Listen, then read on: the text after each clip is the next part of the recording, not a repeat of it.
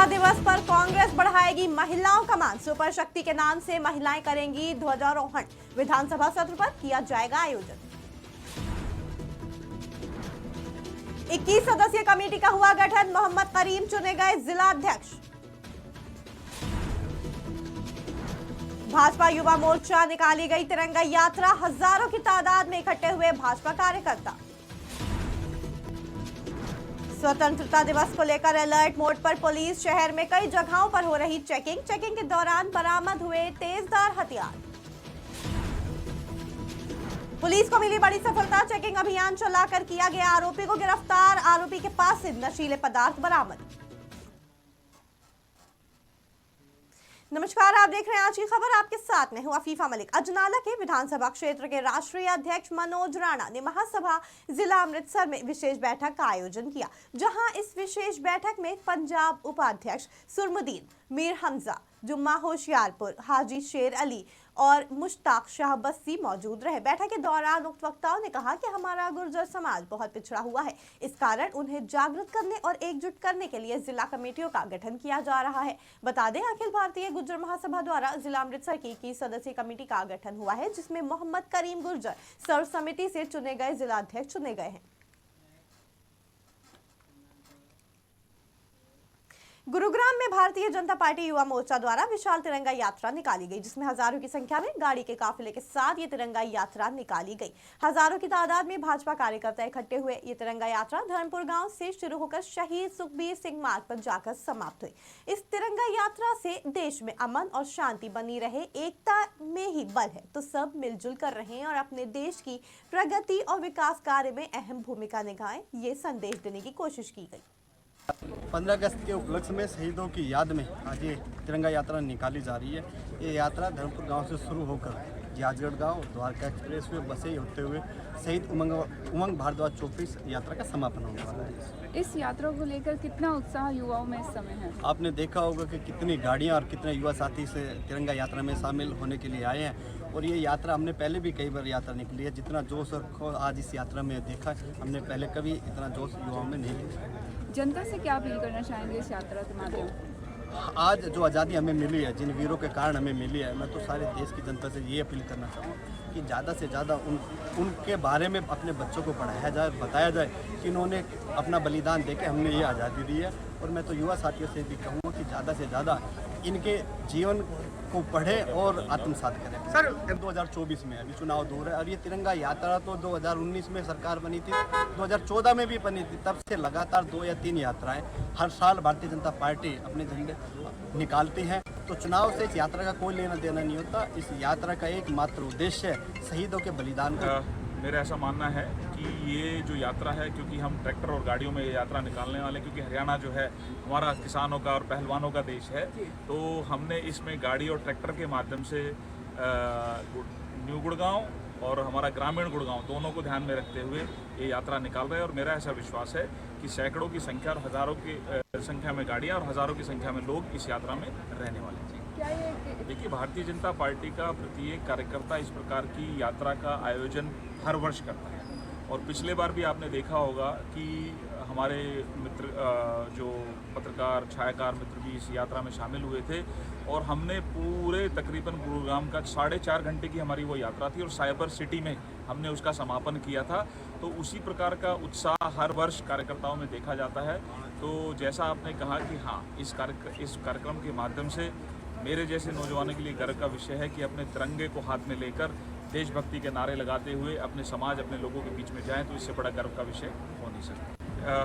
मेरा ऐसा मानना है कि खबर कपूरथला से है, जहां पुलिस सर्च अभियान के नाम से 2 गांव के घरों में तोड़फोड़ की गई। बीते दिन पुलिस सादे कपड़ों में लोगों के घरों में दाखिल हुई और सर्च के नाम पर तोड़फोड़ करने लग गई, लेकिन अभी इसकी पुष्टि नहीं हो पाई है कि क्या वो लोग वाकई पुलिस अधिकारी थे या ढोंग कर रहे थे। इस संबंध में डीएसपी से भी बात की गई, तो उनका कहना है कि किस क्षेत्र में पुलिस ने यह सर्च ऑपरेशन को अंजाम दिया, इसके बारे में जांच पड़ताल की जा रही है। मैं मजदूर संघर्ष कमेटी लखन के प्रधान ते ये सरदार मिस्त्री साहब साढ़े इंजन का जनरेटर का काम कर जाता। ਇਹਦਾ ਸਾਨੂੰ ਸਵੇਰੇ ਫੋਨ ਗਿਆ ਵੀ ਇੱਦਾਂ ਮੇरे घर की तोड़ भन्न की पुलिस वाले ने ਤੇ ਅਸੀਂ ਹੁਣ ਆਏ ਦੇਖਣ ਵਾਸਤੇ, ਪਰ ਇੱਕ ਛਾਤੀ ਵਿਚਾਰਿਆਂ ਦੇ ਕੋਲ ਰਹਿ ਗਈ ਆ। ਬਾਕੀ ਜੋ ਟੈਲੀਵਿਜ਼ਨ, ਫਰਿੱਜਾਂ ਅਸੀਂ ਸਾਰੇ ਅੰਦਰ ਘੁੰਮ ਕੇ ਦੇਖਿਆ, ਸਭ ਕੁਝ ਤੋੜਿਆ। ਬਹੁਤ ਮੰਦਭਾਗੀ ਘਟਨਾ ਵਾ।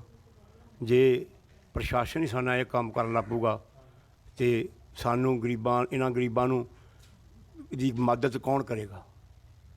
ਅੱਗੇ ਹੀ ਪੰਜਾਬ ਗੁੰਡਾਗਰਦੀ ਵਿੱਚ ਦੱਬ ਹੋ ਰਿਹਾ, ਨਸ਼ਿਆਂ ਵਿੱਚ ਦੱਬ ਹੋ ਰਿਹਾ, ਤੇ ਜੇ ਸਾਡਾ ਪ੍ਰਸ਼ਾਸਨ ਨੇ ਇਹ ਕੰਮ ਕਰਤੇ ਤੇ ਬਹੁਤ ਮਨ ਦੁਖੀ ਨਾਲ ਕਹਿ ਰਹੇ ਹਾਂ ਕਿ ਗਰੀਬ ਬੰਦੇ ਦਾ ਸਭ ਕੁਝ ਤੋੜ ਦੇਣਾ ਬਹੁਤ ਮਾੜੀ ਗੱਲ ਆ। ਅਸੀਂ ਤਾਂ ਇਹੋ ਕਹਾਂਗੇ ਤੇ ਬਾਕੀ ਗੌਰਮੈਂਟ ਕੋ ਇਨਸਾਫ ਮੰਗਦੇ ਹਾਂ ਇਹਨਾਂ ਵਾਸਤੇ, ਗਰੀਬਾਂ ਵਾਸਤੇ, ਕਿ ਇਹਨਾਂ ਨੂੰ ਇਨਸਾਫ ਦਿੱਤਾ ਜਾਵੇ। ਇਹ ਕਿਉਂ ਤੋੜਿਆ ਗਿਆ ਦੱਸਿਆ ਜਾਵੇ, ਵੀ ਆਹ ਤਾਂ ਤੋੜਿਆ ਵੀ ਤੁਸੀਂ ਆਹ ਕੰਮ ਕੀਤਾ ਵਾ, ਵੀ ਇਹ ਦੱਸਿਆ।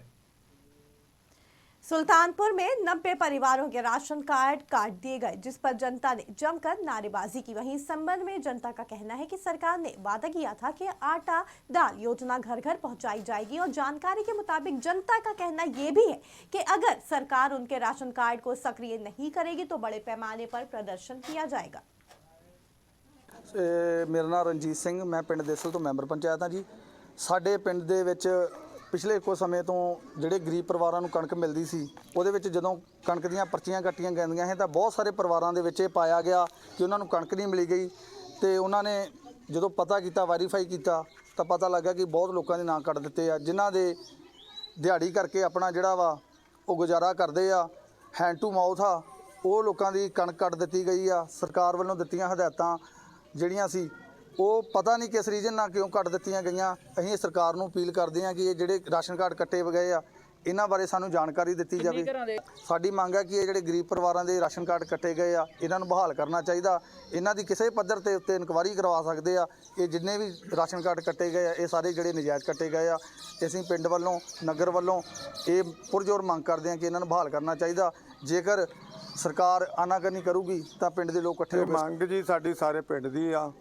ਇਹ ਬਹੁਤ ਜ਼ਿਆਦਾ ਧੱਕਾਸ਼ਾਹੀ ਹੋ ਰਹੀ ਹੈ। ਪਤਾ ਨਹੀਂ ਹੁਣ ਸਰਕਾਰ ਦੇ ਵਿੱਚ ਅਵੇਸਲਾਪਣ ਆ ਜਾਂ ਕਿ ਇਹ ਸਾਡੇ ਜਿਹੜੇ ਇੰਸਪੈਕਟਰ ਵਗੈਰਾ ਇਹਨਾਂ ਦਾ ਅਵੇਸਲਾਪਣ ਆ। ਸਾਨੂੰ ਲੱਗਦਾ ਕਿ ਕਿਤੇ ਨਾ ਕਿਤੇ ਰਾਜ ਮਾਰੂ ਨੀਤੀ ਜਿਹੜੀ ਇਹਨਾਂ ਦੀ ਚੱਲ ਰਹੀ ਆ, ਇਹ ਸਾਡੀ ਬਹੁਤ ਜ਼ਿਆਦਾ ਜੰਗ ਤੇਜ਼ ਕਰਾਂਗੇ ਅਸੀਂ ਇਹ ਰਾਜ ਮਾਰੂ ਨੀਤੀ ਜਿਹੜੀ ਨਹੀਂ ਚੱਲਣ ਦਿਆਂ, ਕਿਉਂਕਿ ਗਰੀਬਾਂ ਦਾ ਰਾਸ਼ਨ ਕੱਟ ਕੇ ਇਹ ਆਪ ਮੰਤਰੀ ਜਾਂ ਸੰਤਰੀ ਜਿਹੜੇ ਖਾਂਦੇ ਆ, ਭਾਵੇਂ ਉਹ ਕਿਸੇ ਲੈਵਲ ਦਾ ਮੰਤਰੀ ਆ, ਭਾਵੇਂ ਉਹ ਕਿਸੇ ਦਾ ਵੀ ਆ, ਅਸੀਂ ਬਖਸ਼ਾਂਗੇ ਨਹੀਂ। ਜਨਤਾ ਇੱਕ ਸਰਕਾਰ ਆ ਤੇ ਸਰਕਾਰ ਜਿਹੜੀ ਬਣਾਈ ਹੋਈ ਜਨਤਾ ਦੀ ਸਰਕਾਰ ਆ।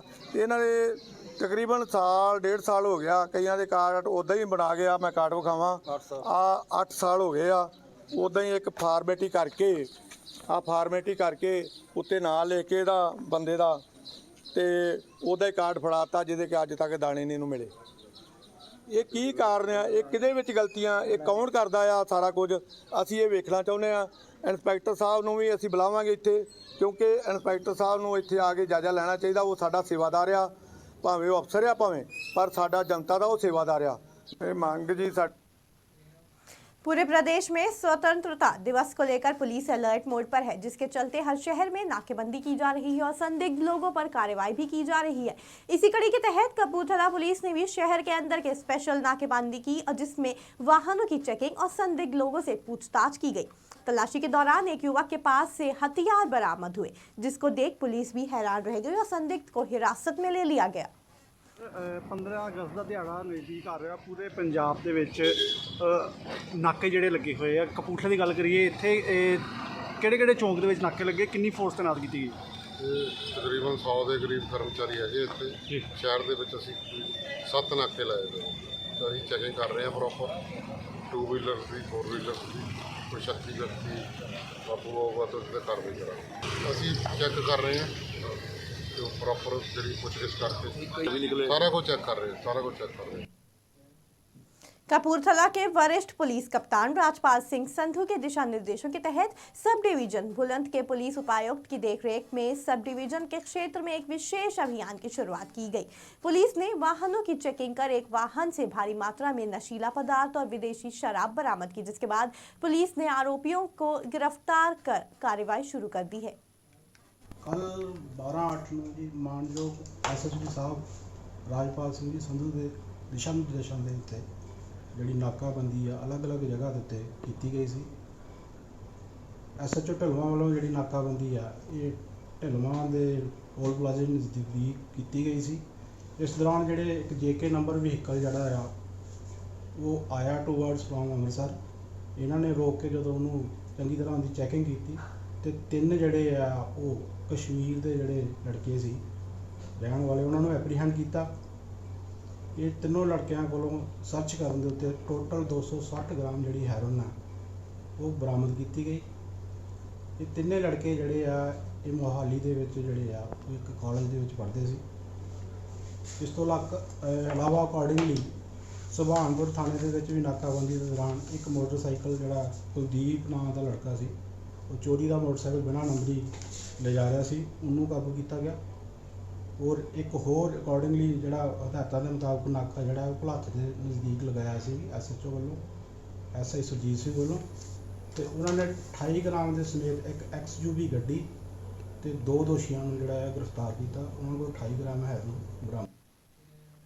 पंजाब के करनाल में तिरंगा यात्रा का आयोजन किया गया, जिसमें CM मनोहर लाल भी शामिल हुए। तिरंगा यात्रा रामलीला मैदान से होकर शहर के अलग अलग चौराहों पर निकाली गई, जिसमें भारी संख्या में लोगों ने अपनी मौजूदगी दिखाई और तिरंगा लहराकर भारत माता जय के नारे लगाए।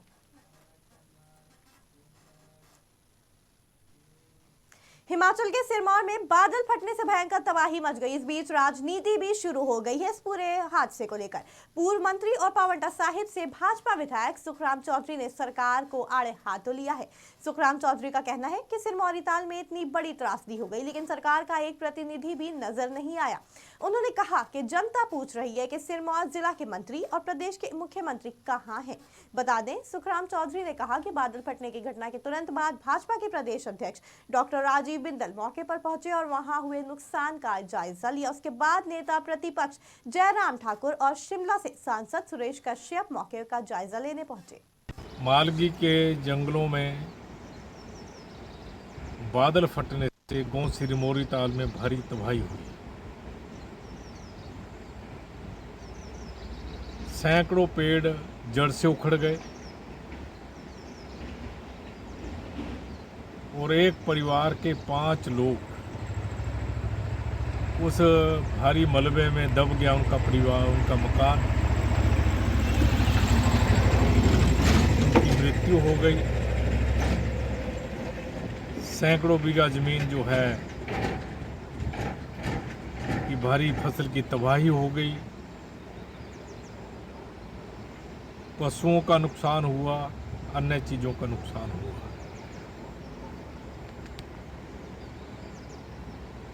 हिमाचल प्रदेश के हमारे विपक्ष के नेता आदरणीय जयराम ठाकुर जी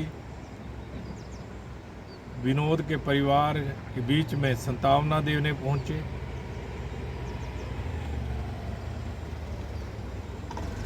गांव सिरमौरी ताल में मौके का उन्होंने मुआयना किया। भारी जो नुकसान हो उसका उन्होंने मुआयना किया। हमारे आदरणीय सांसद सुरेश कश्यप जी उनके साथ वहाँ पर मौजूद रहे। उनके परिवार की अंतिम अंत्येष्टि में कल वो शामिल हुए। मालगी के हिमाचल प्रदेश में बारिश का तांडव फिर से शुरू हो गया है। प्रदेश भर में लैंडस्लाइड और बाढ़ से भारी नुकसान हो रहा है। जहां कसौली के ग्राम पंचायत हरिपुर में जितने भी गांव लगते हैं, सारे भारी वर्षा के कारण तबाही का मंजर देखने को मिला। भारी बारिश के चलते गाड़ियां, सड़क, बिजली के खंभे, ट्रांसफार्मर, खेत, मकान पानी के बहाव से बह गए। वहीं इस क्षेत्र में बीती रात को हुई भारी भयानक बारिश ने तबाही मचा दी।